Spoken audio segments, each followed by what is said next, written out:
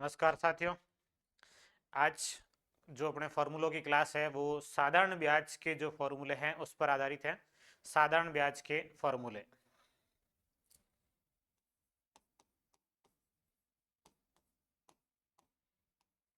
साधारण ब्याज या इसको सरल ब्याज, इंग्लिश में इसको सिंपल इंटरेस्ट, SI। सरल ब्याज का एक सीधा सा फॉर्मूला है कि सरल ब्याज बराबर मूलधन गुणा समय गुणा दर बटे 100। ये साधारण ब्याज का फॉर्मूला है।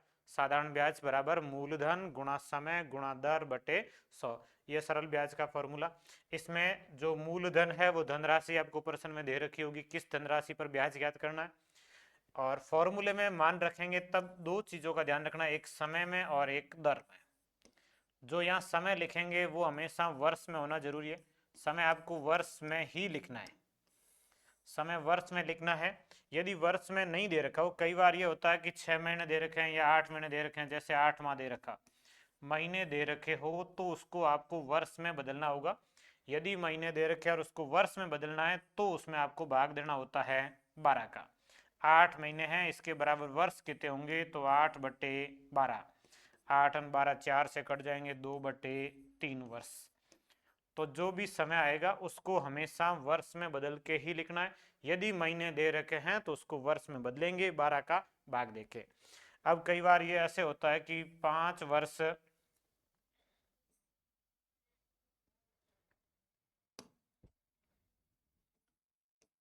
5 वर्ष 6 माह। अब इसको आपको वर्ष में बदलना है तो कैसे बदलेंगे, भाग तो 12 का देना होता है लेकिन भाग तो आप केवल महीनों में देंगे। तो इसके दो तरीके, एक तो ये कि 5 वर्ष है सीधा लिख लो, 6 महीने हैं उसको वर्ष में बदलना है तो 6/12। तो ये 5 सही 6/12।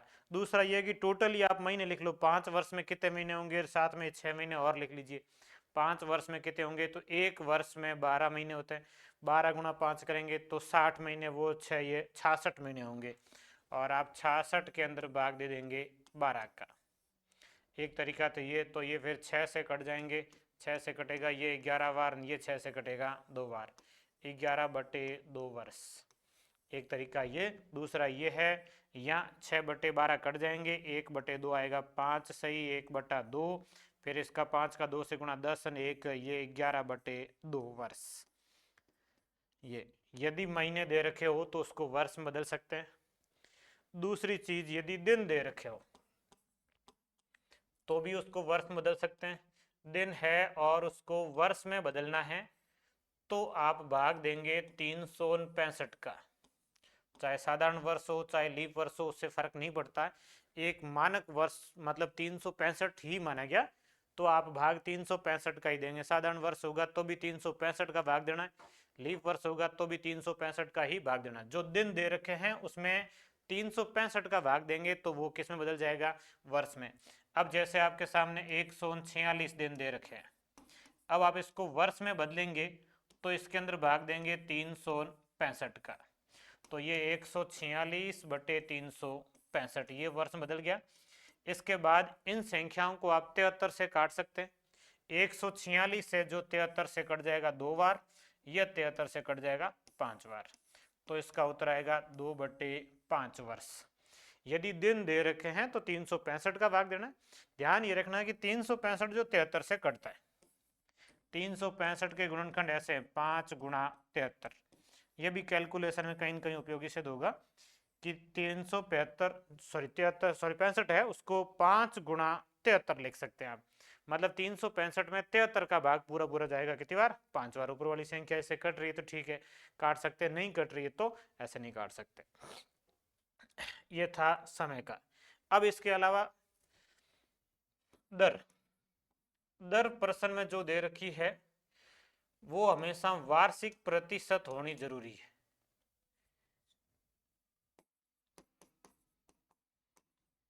वार्षिक प्रतिशत, यदि वार्षिक प्रतिशत नहीं है तो उसको वार्षिक प्रतिशत में आपको बदलना होगा। यदि दर आपको मासिक प्रतिशत दे रखी है और उसको वार्षिक प्रतिशत में बदलना है तो फिर आप गुणा करके इन बदलेंगे। कई बार प्रश्न में ऐसा होता है कि मासिक प्रतिशत दे रखी हो, मासिक प्रतिशत, उसको बदलना होगा किसमें, वार्षिक प्रतिशत में। मासिक प्रतिशत, और मासिक प्रतिशत को ही मिति बोलते हैं सामान्य भाषा में। जैसे जनरली अपने पारिवारिक में जैसे कोई साधारण ब्याज की कैलकुलेशन करनी होती है, बुजुर्ग लोग जो करते हैं वो मिति के हिसाब से कैलकुलेट करते हैं कि 2 की मिति, 3 की मिति, 2.5 की मिति। जो मिति है उस मिति का अर्थ होता है मासिक दर है। फॉर्मूले में आप मिति या मासिक दर को नहीं लिख सकते, फॉर्मूले में आपको हमेशा वार्षिक दर ही लिखनी है।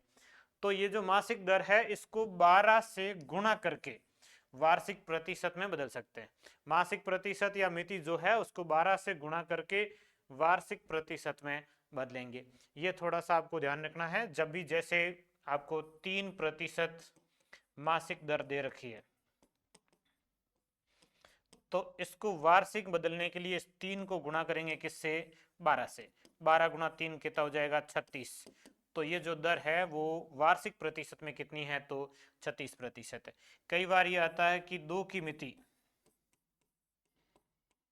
अब 2 की मिति मतलब 2% मासिक है ये, और इसको वार्षिक बदलने के लिए 12 से गुणा करेंगे तो ये वार्षिक में कितना होगा, तो 24% होगा। 2 की मिति का मतलब कितने परसेंट हो गया, 24, ये मिति।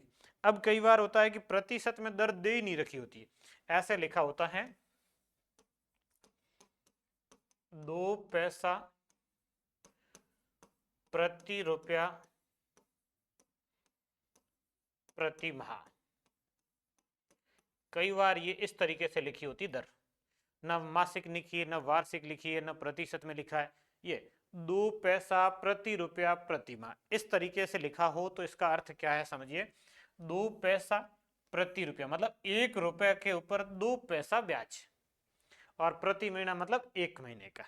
तो प्रति माह लिखा है, इसका मतलब ये दर आएगी वो आएगी मासिक आएगी।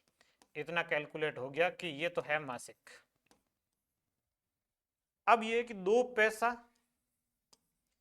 कितने पैसों पर आ रहा है, प्रति रुपया का मतलब 1 रुपया, 1 रुपया का मतलब कितने पैसे हुए, 100। तो ये प्रतिशत में 2/100, 2/100 परसेंटेज ज्ञात करने के लिए गुणा करते हैं 100 से, 100 से 100 कट जाएगा तो ये आ जाएगा 2%। और ये 2% कैसी दर है, मासिक है। इसको वार्षिक बदलना 12 से गुणा करेंगे तो ये आएगी 24% मासिक दर। अलग तरीके से ऐसे लिखी हो सकती है। अब इसमें कई बार ऐसे लिखा होता है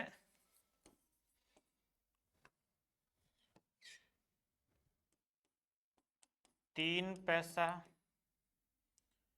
प्रति 50 पैसा प्रति वर्ष, ऐसे लिखा हो। तो ये 3 पैसे हैं 50 पैसों पर, तो 3/50 गुणा करेंगे किससे, 100 से। 50 100 से कट जाएगा 2 बार, 3 का 2 से गुणा 6, और प्रति वर्ष का मतलब ये 6% कैसा है, वार्षिक है। तो ये इस तरीके से यदि मासिक या वार्षिक नहीं दे रखी हो तो इस तरीके से आप इसको बदल भी सकते हैं। अब ये तो था अपने सरल ब्याज का फॉर्मूला। सरल ब्याज का फॉर्मूला अभी लिखा अपने, मूलधन गुणा समय गुणा दर। ये सरल ब्याज का फॉर्मूला। साधारण ब्याज मूलधन गुणा समय गुणा दर, और इसके बटे में आता है 100। अब यहाँ पक्षांतरण से आपके अलग अलग फॉर्मूले बन सकते हैं। मूलधन का बन सकता है, मूलधन बराबर क्या होगा, 100 उधर गुणा हो जाएगा, सरल ब्याज गुणा 100, इसके बटे में आएगा समय गुणा दर। ये अब आप समय का फॉर्मूला बना सकते हैं, समय बराबर वही ब्याज गुणा 100, 100 तो गुणा में ही जाएगा, समय ज्ञात करना, मूलधन और दर भाग में आएंगे तो ये मूलधन गुणा दर। अब आपको दर ज्ञात करनी हो तो दर बराबर भी वही ब्याज गुणा 100 बटे में मूलधन गुणा समय। अब एक और फॉर्मूला बनता है मिश्र धन का। मिश्र धन बराबर क्या होगा, तो ये होता है मूलधन प्लस ब्याज। मिश्र धन जो होता है वो साधारण ब्याज और मूलधन का योग होता है। ये ब्याज और मूलधन जोड़ेंगे तो मिश्र धन आएगा। अब एक और फॉर्मूला है मूलधन ज्ञात करने का मिश्र धन से, ये भी इंपॉर्टेंट है। मूलधन बराबर मिश्र धन गुणा 100 बटे में 100 प्लस दर गुणा समय। ये मूलधन का फॉर्मूला है मिश्र धन से। मूलधन बराबर मिश्र धन गुणा 100 बटे 100 प्लस दर गुणा समय। इसके अलावा मेन चीज है, एक एक नियम से जब पढ़ना हो तो ब्याज परसेंटेज ज्ञात करना आना चाहिए कि ब्याज कितने परसेंट हो रहा है। ब्याज परसेंटेज ज्ञात करने का सूत्र होता है दर परसेंटेज वार्षिक में और गुणा करना होता है समय से। दर परसेंटेज गुणा समय। कई बार ऐसे होता है कि जैसे 5% वार्षिक दर से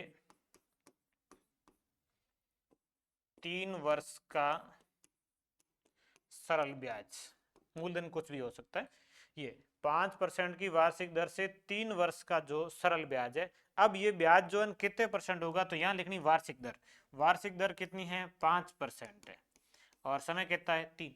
मतलब 5% वार्षिक का मतलब एक वर्ष में 5% ब्याज आएगा और 2 वर्ष होंगे तो 10% आएगा और 3 वर्ष होंगे तो 3 गुणा कर लेगी, ये 15% आएगा। अब ध्यान ये रखना है कि ये एक वर्ष का ब्याज है, बस एक वर्ष का ब्याज 5%, 2 वर्ष का 10%, 3 वर्ष का 15%, 4 वर्ष होंगे तो 20%। गुणा कर लीजिए, 5% गुणा 3 ये हो गया 15%। तो 3 वर्ष का जो ब्याज है वो कितने परसेंट होगा, 15% होगा। अब मूलधन जैसे मान लीजिए कि 20,000 या 2,000 होता है, जैसे 2,000 मूलधन होता है, आपको ये ब्याज ज्ञात करना होता है तो आप 2,000 का कितना परसेंट ज्ञात करेंगे, 15। ये होता है 15 बटे 100। 100 कट गया, 15 गुणा 2 30 और 1 0 300। इस तरीके से आप साधारण ब्याज परसेंटेज के फॉर्मूले से ज्ञात कर सकते हैं। ये बहुत इंपॉर्टेंट चीज़ है, एक एक नियम, और इससे जब ब्याज को पढ़ते हैं नए अपडेट कोर्स में, इसको अपन गणित के कोर्स में पढ़ेंगे भी, और उसमें साधारण ब्याज को बहुत सरल तरीके से इस तरीके से और एक एक नियम से मैं आपको पढ़ाऊंगा। ये साधारण ब्याज के टोटल फॉर्मूले अगले अपन चक्रवर्ती ब्याज के अगली क्लास में पढ़ेंगे।